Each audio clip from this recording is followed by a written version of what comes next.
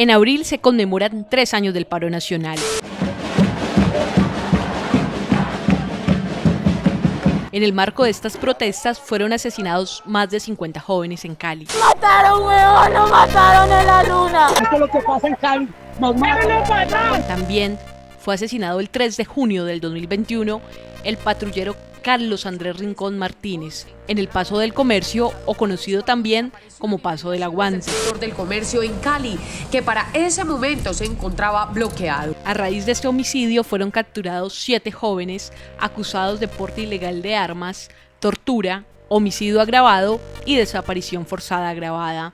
La justicia les aplicó detención preventiva intramural. Se encontraban en el sector de Paso de Comercio, donde se realizaron unos allanamientos. Varios de ellos pasaron más de 2 años en prisión bajo esta medida en condiciones de vulnerabilidad de sus derechos.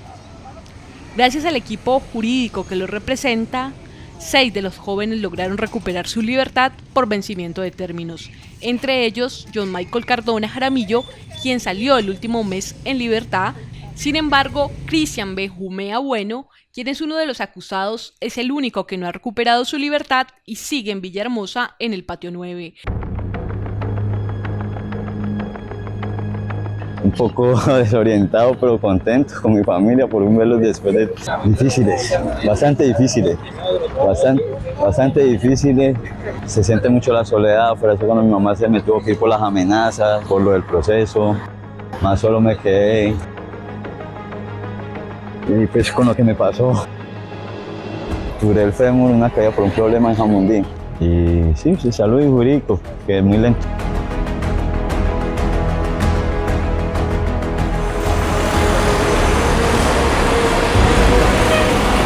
A pesar de que en el proceso del Paso del Aguante los jóvenes han logrado superar la fase de detención preventiva, sus abogados fueron enfáticos en afirmar que esto no significa que haya terminado el caso.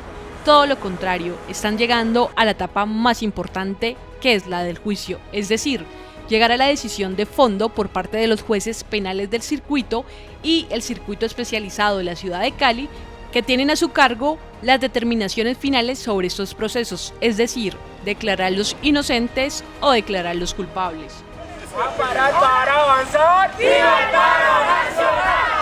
Lo que hay que decir es que en general todos los casos, todos los expedientes están en proceso de juicio.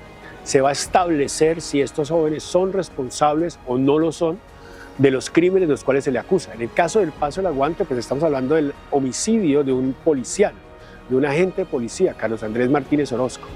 Los jóvenes que están en ese expediente van a enfrentarse a una audiencia de juicio público y oral ante los jueces de conocimiento, que son jueces que definen si son culpables o no. Es decir, estamos en la etapa decisiva del proceso. Y en el caso de estos jóvenes, Paso del Aguante en particular, pues son jóvenes que la teoría de la defensa es que son inocentes. Y será la carga de responsabilidad judicial demostrar su inocencia en los estrados judiciales. De no hacerlo, se exponen a una pena de prisión de 50 años de prisión. Obviamente estamos hablando de lo que llamamos los abogados una pena catastrófica que puede acabar con la vida de una persona. Y en ese orden de ideas estamos en un momento decisivo en el cual tenemos definitivamente que entrar en la fase de demostrar que estos jóvenes no fueron los responsables y no tienen por qué responder penalmente.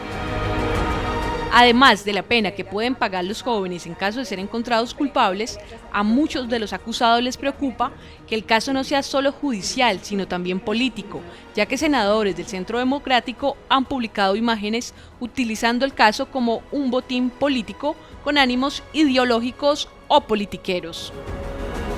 En efecto, yo creo que la palabra es correcta.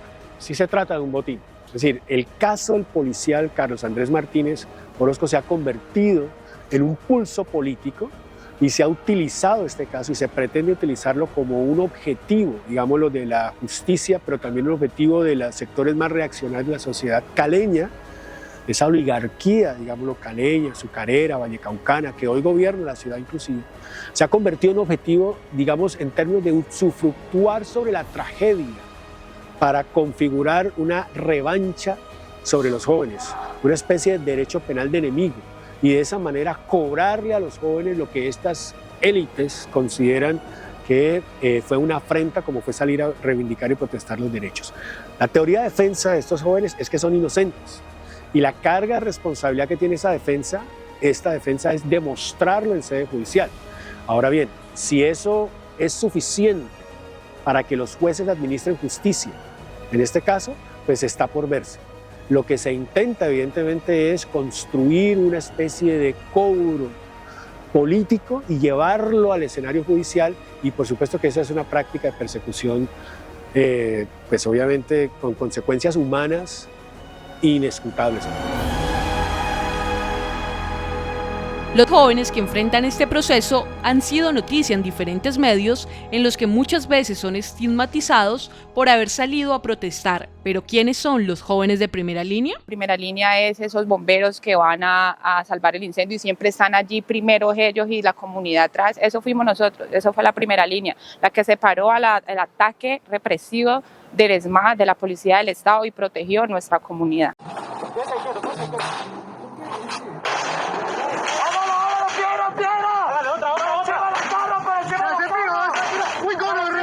Fuimos jóvenes que salimos en busca de oportunidades, cansados, y que defendimos nuestra comunidad y nuestra barriada a costas, dando aunque sea, así fuera necesario nuestra vida. Esa fue la primera línea. Afrontar cosas muy difíciles como para tener que seguir escuchando este tipo de cosas cuando nunca fuimos ni una organización delincuencial ni ningún tipo de cosas de lo que se decía.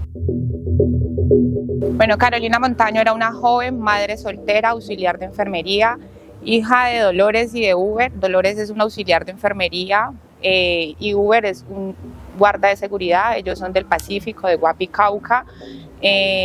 Crecí en un barrio del nororiente de Cali, la Comuna 6.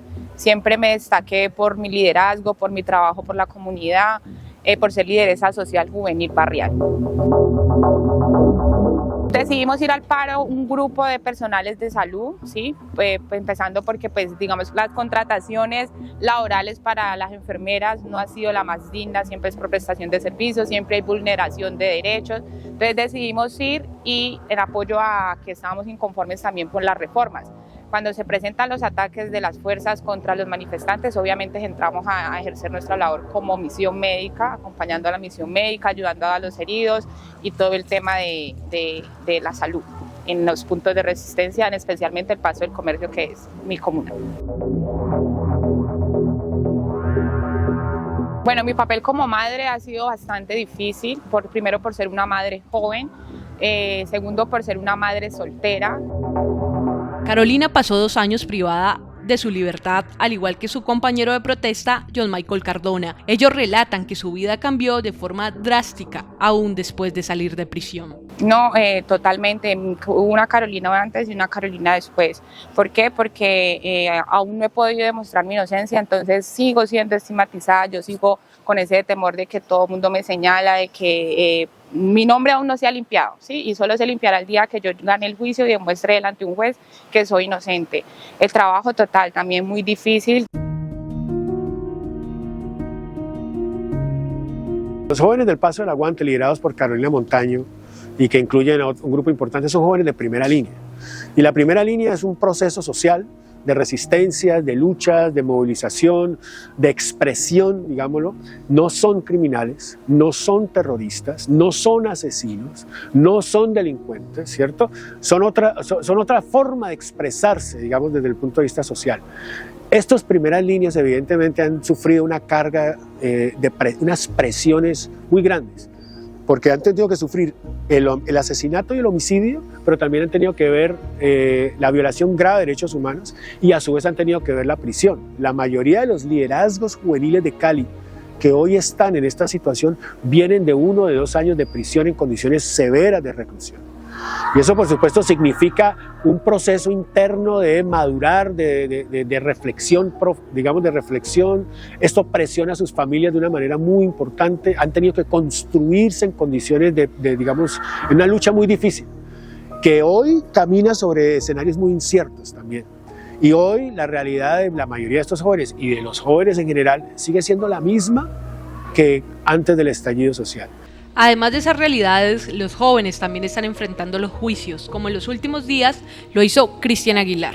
Soy estudiante de la Universidad del Valle, pertenezco a uno de los jóvenes que ha sido víctima de un falso positivo judicial. Pues el día de hoy nos encontramos en audiencia desde la mañana, desde las 8 de la mañana aquí en el Palacio de Justicia de Cali y hasta las 3 de la tarde que acabo de terminar. Y pues la verdad esperábamos de que la Fiscalía de pronto no tuviera algo concreto, testigos concretos, y pues ese es como el alivio que uno va sintiendo de que no hay testigos que en verdad me incriminen, sino que es más que todo como el plan que han hecho para incriminar. Una audiencia de juicio público y oral en contra de Cristian Andrés Aguilar por hechos de los cuales él es inocente y que tiene que ver con la muerte dramática del patrullero Carlos Andrés Rincón Martínez en el Paso del Aguante el 3 de junio del 2021. Hemos terminado una audiencia de 9 horas en la cual la Fiscalía ha traído un testigo, experto investigador policial, que intentó a lo largo de todo el día incriminar a Cristian sin lograrlo en absoluto. Es decir, en este momento Cristian Andrés Aguilar Izaza es inocente de todos los cargos. Y ya vamos en la segunda y vamos para la tercera audiencia de juicio público y oral. De manera que hay un buen suceso para la defensa. Desde este momento la defensa está fuerte, Cristian está fuerte y estamos en camino ya a terminar la práctica probatoria de la Fiscalía el próximo 29 de mayo, que es cuando vamos a recibir la declaración del testigo que incrimina a los jóvenes del Paso del Aguante en hechos que evidentemente son muy dolorosos, pero que no corresponden a la conducta o la responsabilidad de la primera línea que estuvo en ese proceso de estallido social 2021. Aunque hay muchas versiones de lo ocurrido el 3 de junio, el día que fue asesinado el patrullero Carlos Andrés Rincón Martínez, Carolina Cuero quiso contar los hechos que ocurrieron ese lamentable día. Los hechos que hicieron en contra de ese policía, yo pude presenciar 3 o 2 minutos de todo lo que pasó, y lo que yo me encuentro es un hombre que todos gritan que es policía, a los cuales lo traían agredido. No tengo ni idea de dónde lo traían o cómo lo traían o por qué, solamente sé que lo habían retenido porque se estaba infiltrando pues en uno de los puntos de resistencia, y lo único que yo hago es evitar, obviamente porque no conocía a ninguna de las personas de que los traían. Al parecer eran grupos armados o eran personas ajenas a la protesta que estaban infiltradas en nuestro punto. Lo que hago yo es, como siempre hacía, tratar como de controlar la situación, de siempre ir como al diálogo, no a la violencia, y lo que trato es que lo suelten, que no es la manera, de que si es policía y que si es infiltrado se lo entreguemos a un grupo de derechos humanos. Yo me paré en la mitad de las personas que lo traían y las personas que amenazaban con las armas. Entonces, en el momento en que yo no me quito de la mitad, porque digamos que yo entro como en una barrera de protección, ¿sí? Como que, hey, paren allí, él está allá y yo estoy como alegando con las personas que traen las armas. Entonces, cuando ellos ven que yo no me quito del paso, del camino de ellos, lo que hacen es comenzar a disparar como para amedrentarme y que yo me quitara del camino. Si en tus manos hubiera estado salvar la vida del policía, ¿lo hubieras hecho? Sí, de hecho siento aún mucha frustración porque pensé que con todo lo que yo discutí con esas personas lo iban a dejar, o sea, no iban a hacer lo que hicieron y que iba a lograr salvarlo de ellos. Vicky Donais habló del apoyo que han recibido los jóvenes por parte de intelectuales franceses para respaldar su defensa y exigiendo justicia. Asimismo, se refirió a un foro de la Universidad del Valle al que fue invitada Carolina Cuero para hablar del paro nacional. Y estoy actualmente participando de un foro de contrastes entre el movimiento del 71 y el movimiento del estallido social. Ha sido muy interesante con la participación de una serie de jóvenes de la primera línea, jóvenes que están judicializados con falsos positivos judiciales. Quisiera hacer un llamado de la solidaridad de la comunidad universitaria y de la comunidad en general para abrazar, para proteger a estos jóvenes, para que finalmente se haga justicia.